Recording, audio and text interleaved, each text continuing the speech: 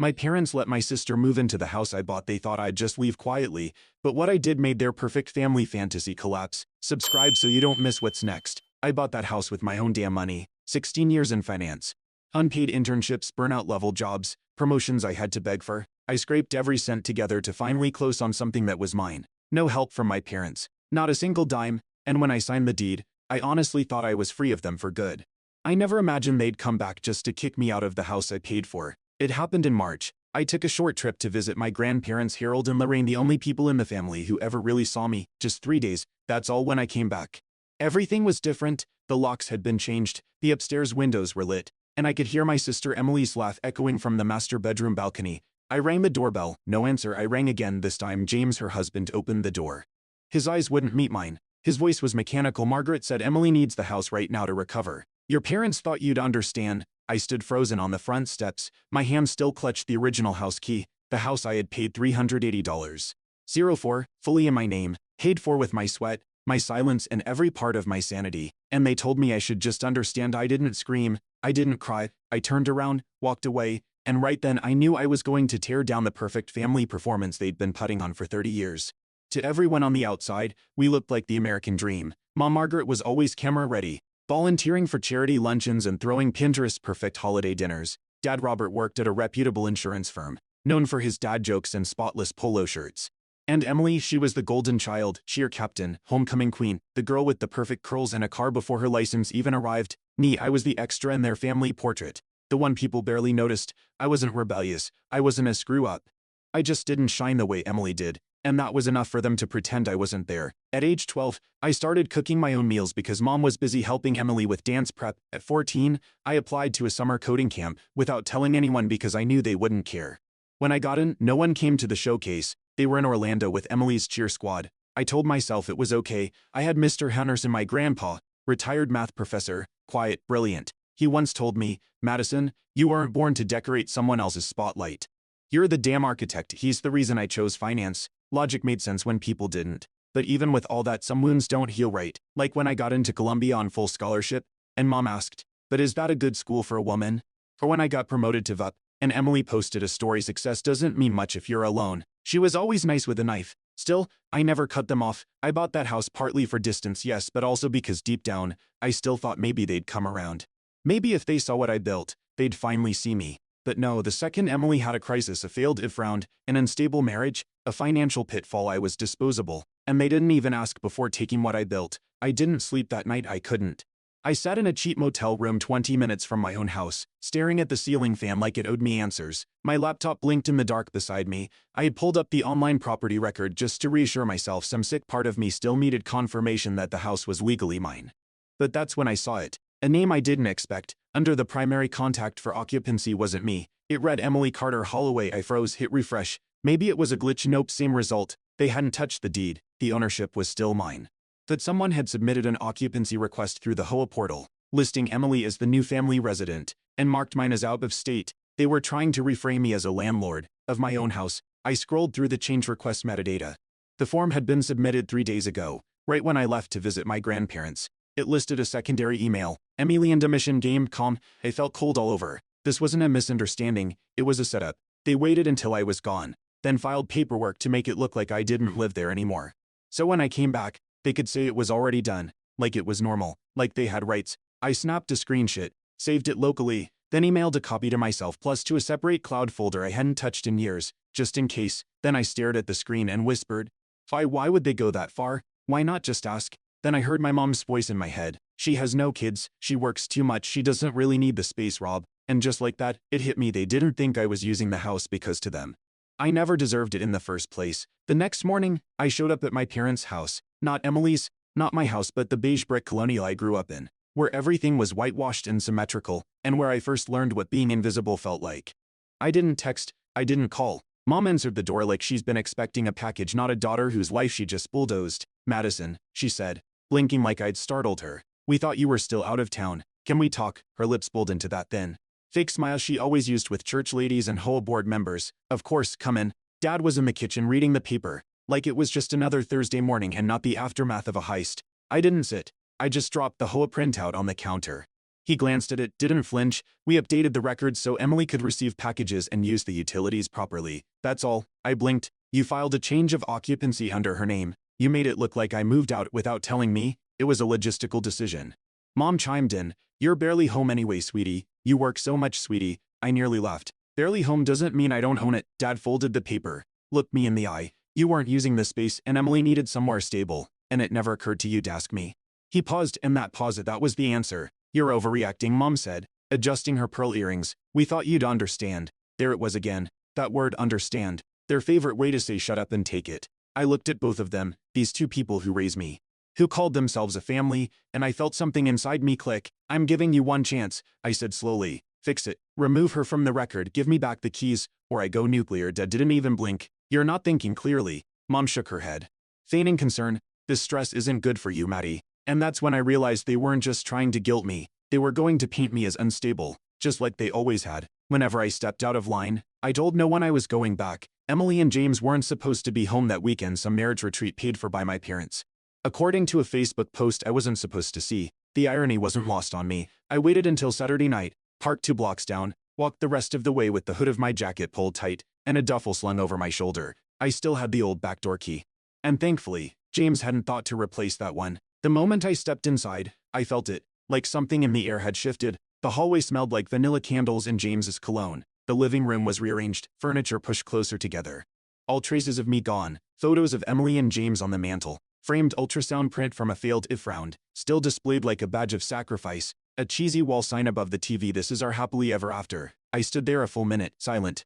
Then I headed upstairs. I wasn't there for sentiment, I was there for answers. When I reached my old home office, I noticed something weird. The bottom drawer of the filing cabinet was locked. That drawer had never been locked, ever. It was where I kept warranty papers, insurance docs, a few notarized copies of the deed. Nothing scandalous, but also nothing Emily should need to touch. I got down on one knee, checked the lock. A cheap standard tumbler. I had a duplicate key. I kept it in the back of an old watch box. I opened it. Empty. The key was gone. My jaw clenched. I checked the inside hinge and felt along the back panel. Still nothing. No forced entry. No break. Just removed. Like someone had deliberately taken it.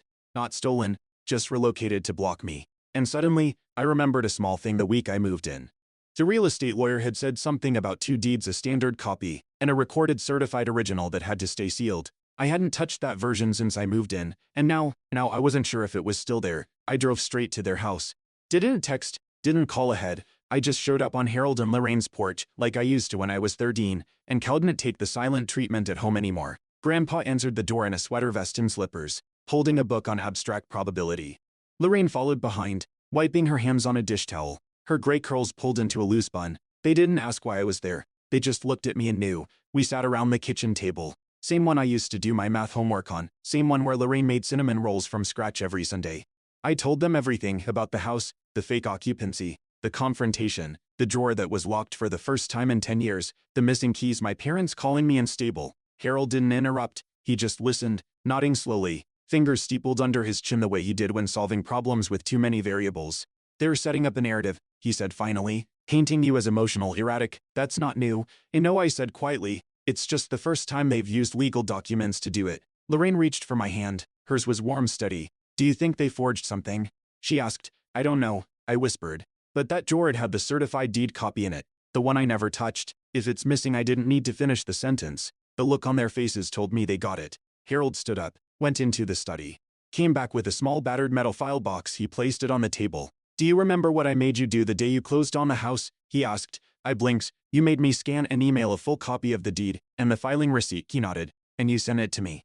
Back up, in case you ever lost it. My breath caught. I had forgotten, but he hadn't. He popped open the file box and pulled out a folder labeled M. Carter Property Docs. Inside were 3 printouts: the scanned copy of my deed, the notary seal, and the county filing confirmation with a time-stamped F from over a year ago.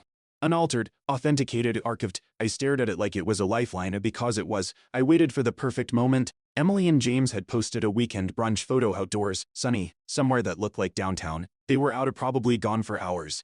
Maybe more. This was my chance. I parked 1 block over, hoodie on, gloves in my bag. Not because I planned anything illegal, because I no longer trusted anyone not to twist the story. I slipped in through the back door again. My heart was racing, but not from fear. From rage. I headed straight to the filing cabinet upstairs. The drawer was still locked, but this time, I came prepared. I pulled out a small locksmith tension tool and rake pick. I'd watched enough tutorials, practiced on a junk drawer in Harold's garage. 3 minutes, one soft click, the drawer opened.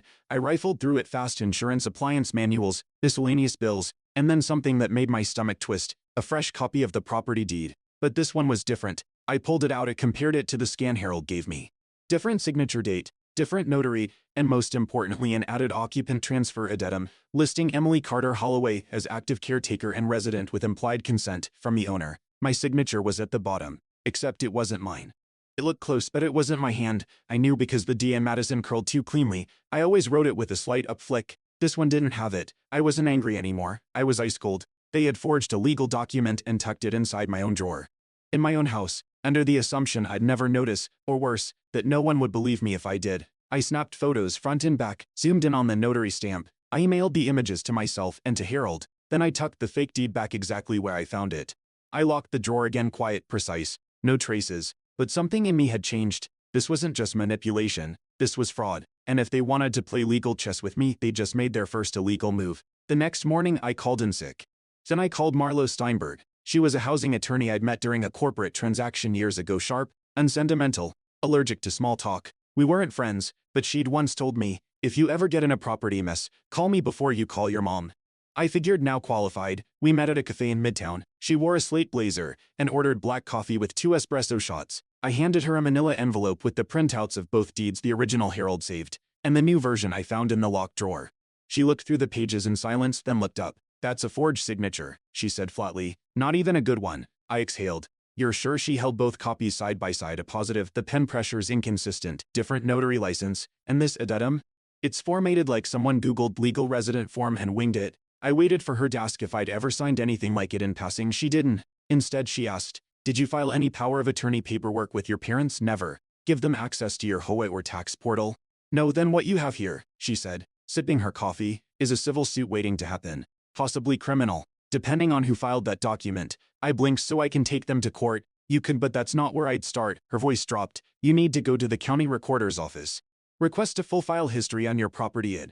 Every submission, every update. If they submitted that forged deed officially, it will show up in the metadata, and if they didn't, she smirked, then they're even dumber than I thought, because that means they forged a document and used it internally to justify kicking you out.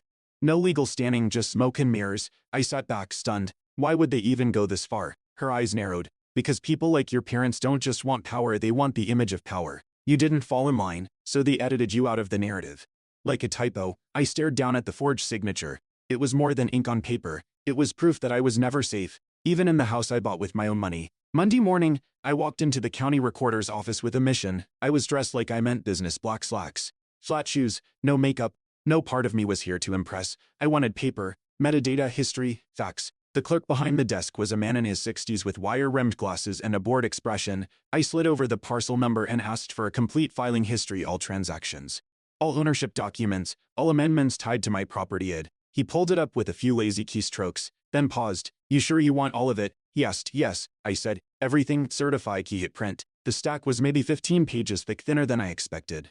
I paid, thanked him, and stepped outside to read it under the cold shade of the building's awning. That's when I noticed it. There was no trace of the occupant transfer addendum, no submission under Emily's name, no edits, no reference to any new notary, just the original deed. My original deed, filed, certified, and touched, which was good, except it made the forged copy more dangerous, not less, because that meant they hadn't just forged it, they were using it unofficially to rewrite reality inside private systems: the HOA, the utilities, maybe even future mail forwarding requests. This wasn't about legality, it was about optics. They were constructing a false version of reality, one just believable enough that I'd seem unhinged if I challenged it. I flipped back to the front page of the file. Then I saw a new entry: tiny, subtle, easy to miss, accessed by third party, printed 4/4, authorized via email, Logan C. Carter. C. Carter. That wasn't me, and it wasn't Emily either. But my mother's name, Margaret Carter. I felt the world tilt for a second. She'd been here, she'd accessed these records just 2 days ago, and that meant one thing: she knew I was coming. I drove straight from the recorder's office to the HOA building. My knuckles were white against the steering wheel the whole way. I wasn't just angry, I was cornered. If they were accessing county-level records and fabricating documents privately, what else had they touched? I walked into the HOA office with the original deed in one hand and a folder of receipts in the other. The receptionist, Tanya, wore a pastel cardigan and a forced smile. I'd met her twice during board meetings when I first moved in. She'd once asked me if I was Emily's friend. Now she didn't look up right away. I'm here about my property. I said, flatly. Her eyes flicked to the file in my hands. What about it? I want to see the history of all portal changes and submissions made in the last 2 weeks. Any updates to resident or occupant status, any documents uploaded or downloaded. She tapped her keyboard, then paused. I'm sorry, she said. Due to recent privacy concerns, we can't release that without written approval from the listed resident. I blinked. I am the listed resident, she hesitated. Actually, our system shows Emily Holloway as the current household contact. My voice dropped an octave. Based on what? She looked uneasy. There was a def uploaded with owner consent. Pull it up, she clicked, opened the file. There it was, the forged addendum, same fake signature, same bogus notary, same layout I found in my locked drawer. Where did this come from? I asked. Tanya glanced at the document, then back at me. It was emailed by Margaret Carter. She said you were traveling and asked her to upload it on your behalf. My blood turned to ice. She doesn't have that right, I said. That signature is fake. I never signed that document. Tanya looked nervous now. I just filed it based on what she sent. I didn't know. Remove it now. I can't without a board decision, of course.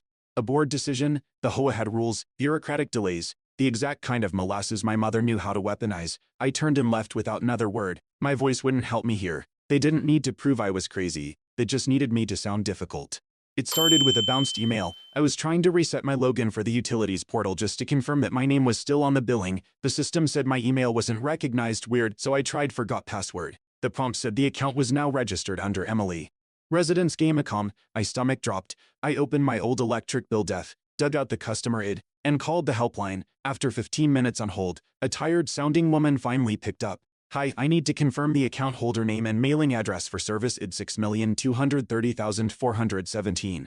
It's under Madison Carter. Silence typing. Actually, she said, that account was recently updated. As of April 3rd, the primary name is now Emily Holloway. Address of service remains the same. I sat down on the floor. Who authorized the change? Request came through an online portal. Submitted by someone listed as the power of attorney. What name? Margaret Carter. My throat tightened. I never gave her power of attorney. She uploaded a def signed, Madison Carter. My hands were shaking now. Can I see that document? I'm sorry, I can't release it without a formal subpoena. Of course not. I hung up without saying thank you, checked my mail forwarding app next. Deactivated, my settings wiped. The last nail on my security camera login failed too. I opened the app, no devices listed. I'd been removed from the entire system. I sat on the tile floor. Numb, my house was standing, my name was still on the deed. But every other thread of ownership, mail, water, power, internet, had been surgically reassigned. They didn't evict me. They erased me, quiet, clean, systematic, like I had never lived there to begin with. And I realized something that chilled me more than anything else. This wasn't impulsive. This was planned. They had waited until the right moment, until I left town, then moved in like termites in the walls. And now, the only thing keeping my name on that house was a line of ink on a county file no one reads. For the first time, I felt it in my chest. I was losing. I didn't go to work, didn't eat, didn't shower. I lay on the floor of my apartment, Harold and Lorraine's guest room. Technically, but it didn't feel like a home. Just a holding cell between humiliation and whatever came next. Every file I had, they'd countered. Every truth they'd rewritten, every boundary they'd bulldozed. I stared at the ceiling fan spinning above me and whispered, "What's the point?" out loud. It echoed like a threat. Lorraine tapped lightly on the door that evening. She didn't come in, just left a tray, tea soup, and one of Harold's old notebooks. The one with the duct tape spine and yellow sticky notes poking out like wild hair. I hadn't seen it in years. Inside were scribbles, math formulas, graphs, and quotes. One page was dog-eared. A sticky note in Harold's handwriting read, "The system can be rigged. People can be fooled. But metadata doesn't lie. Find what they couldn't edit." I stared at the words like they were on fire. Metadata, they forged documents. But what about digital traces?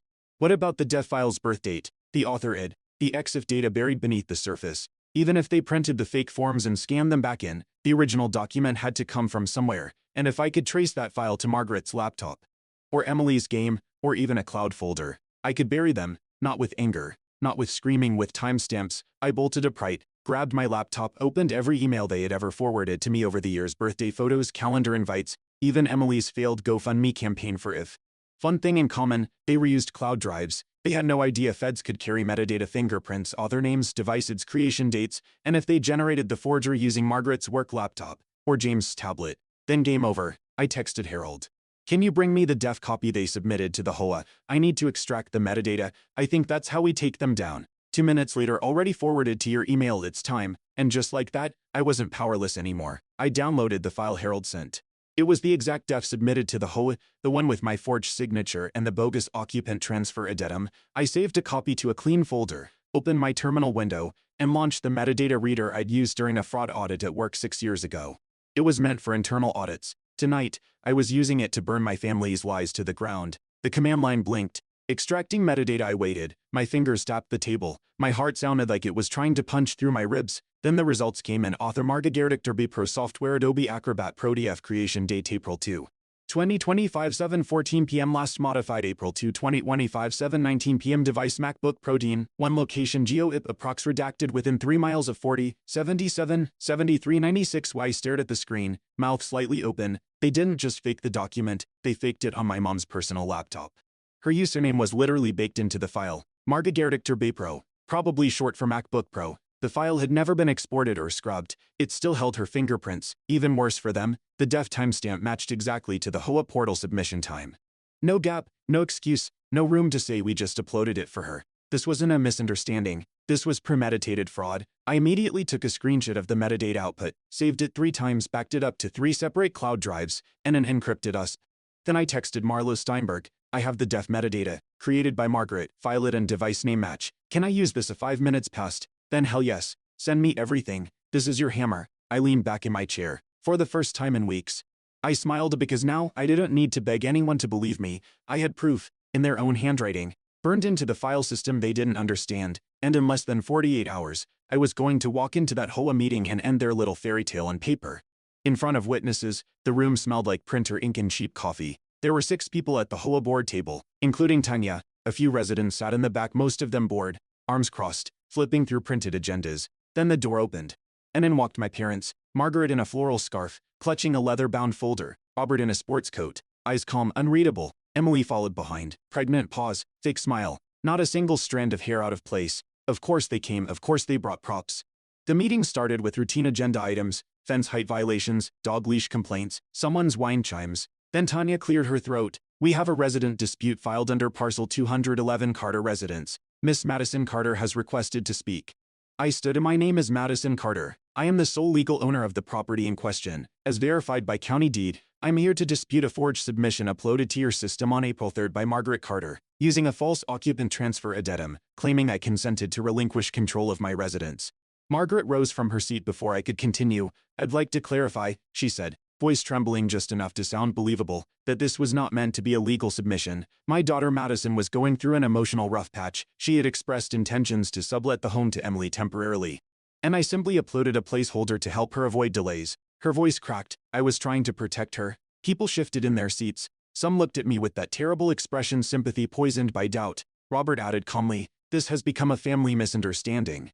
We hope to resolve it quietly. Emily's eyes shimmered with carefully applied tears. We just wanted to feel safe after everything James and I went through. I felt the blood rising in my ears. They were cornered and doubling down. So I took a breath, pulled out a flash drive, handed it to Tanya. This contains the original metadata from the forged document your office received. It was authored on April 2nd, 7:14 p.m. by Margaret Carter on her MacBook Pro. You can verify the timestamps, device it and geolock it in. Tanya plugged it in.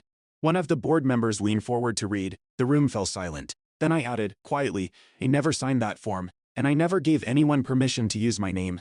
A long pause. Then one of the board members looked up. This metadata is verifiable, I nodded.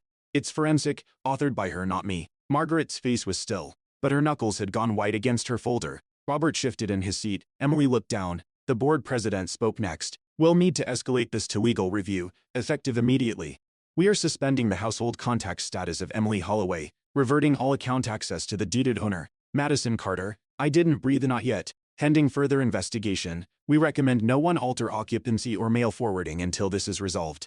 Tanya looked over at me. This time, she didn't look bored, she looked ashamed. Thank you for coming forward, she said. And just like that, I was no longer the unstable daughter. I was the owner, the one telling the truth. I got the text that night. Meet me at the garden on 14th. Just you and me. I don't want this to turn into something ugly. Mom, no apology, no explanation. Just don't make this ugly. I almost ignored it, but then I remembered what Marla said, if they're panicking, they'll slip, let them talk. So I went, but I didn't go alone.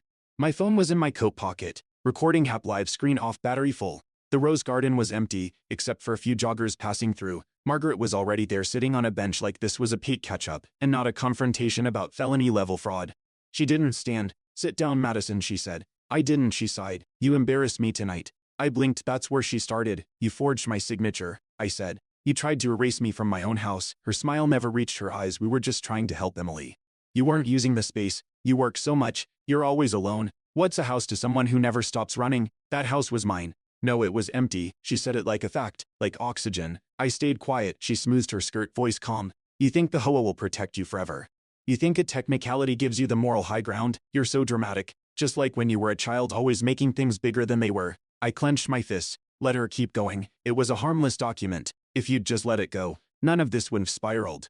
You filed it, I said, from your laptop. I traced the metadata. She paused, then shrugged. You always were too smart for your own good. I stared at her. So you admit it. Silence, then she smiled. A small cold smile. I did what I had to do for this family.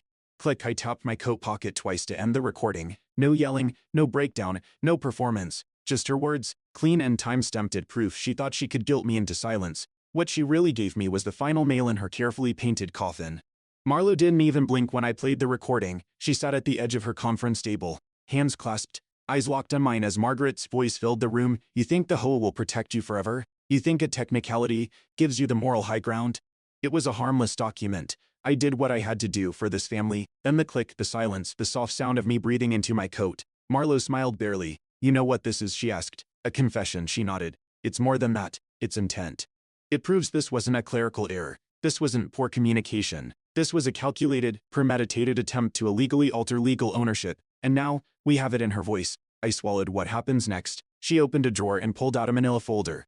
Inside were printout screenshots of the forged def's metadata, the submission history from the Hoa portal, and now a transcript of the audio I just gave her. I've already filed a notice of intent, she said. Tomorrow, we're serving them with cease and desist orders.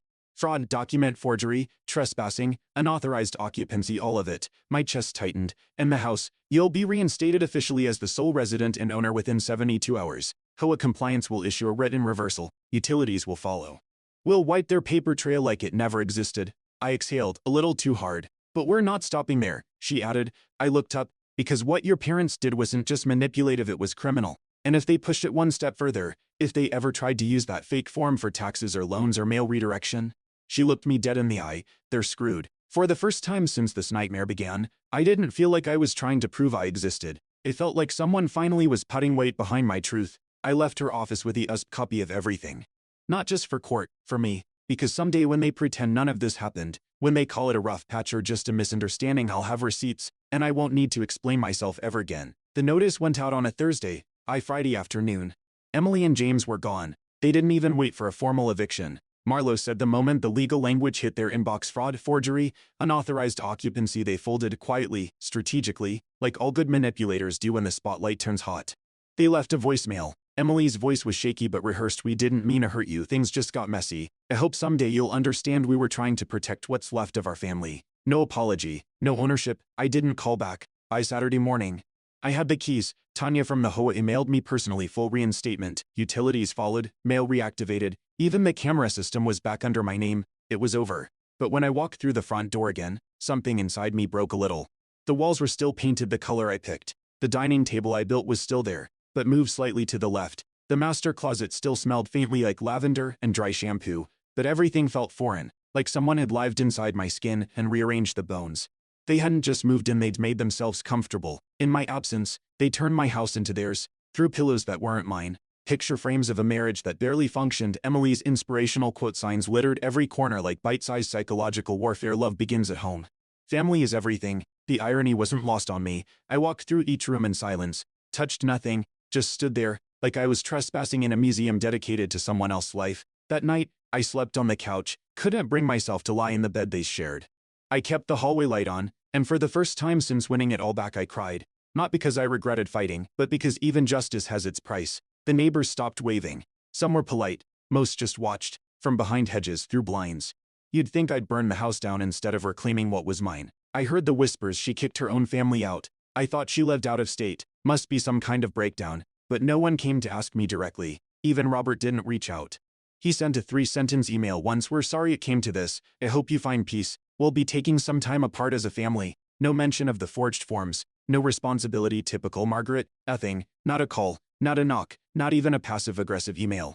Like she's wiped me from her internal memory bank, like I was the shameful daughter who's made things too real. But I didn't chase closure. I bought new locks, repainted every room, took down every frame they hung, even changed the damn doorknobs. It was petty and expensive and cathartic as hell.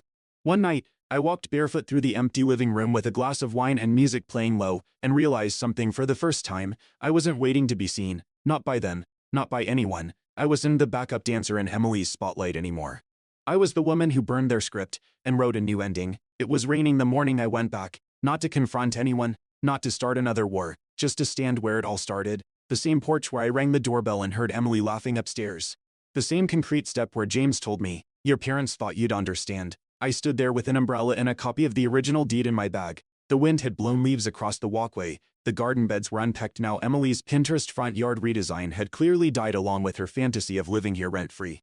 I sat down on the top step, let the rain hit my coat sleeves, let the silence settle, and I thought about everything they tried to take: my home, my voice, my reality. But they didn't win, because I'm still here. Because this house, the one they thought they could steal through a forged death and a family guilt trip, it's mine. Not just legally, not just on paper, but because I rebuilt it. Every wall, every lock, every truth. I don't need Margaret's approval, or Robert's pride, or Emily's sorry eyes pretending to be the victim. I have the deed, I have the truth, and most importantly I have me. As I stood up to leave, I pulled something from my coat pocket. It was the original key, the one I found at the very beginning, the one they tried to make useless. I tossed it into the bushes, because I don't need keys to a door I already own. It's been 4 months. The house is quieter now, no fake smiles in the frames, no matching mugs with "Family First" printed in cursive, just sunlight through windows I finally left unshuttered, and music that plays loud because I'm not worried about who it bothers. Emily and James moved in with Robert. From what I've heard, Margaret stopped attending her charity galas. Someone said she resigned from the garden club. She hasn't reached out, neither has he. They probably tell people I went unstable. Let them. People who build illusions need someone to blame when the lights come on. I didn't take them to court, not yet, but Marlo still has the file, the receipts, the voice recording, and the forged death with Margaret's name baked into its DNA. If they ever try anything again, they won't just lose access, they'll lose everything. But the real win wasn't the legal leverage. It wasn't the email reinstatements, or the HOA reversal, or the apology from the board. The real win was the moment I realized I don't owe anyone forgiveness to feel free. Not them, not the people who believed them, not even the version of me that once begged for their love. I still live in this house, but I've changed the locks, changed the furniture, changed the story. Now when people come over, they don't ask, "Is this your family's place?" They say, "Wow, this place feels like you," and I smile because they're right. Thanks for watching. Hit subscribe to check out more stories on my channel.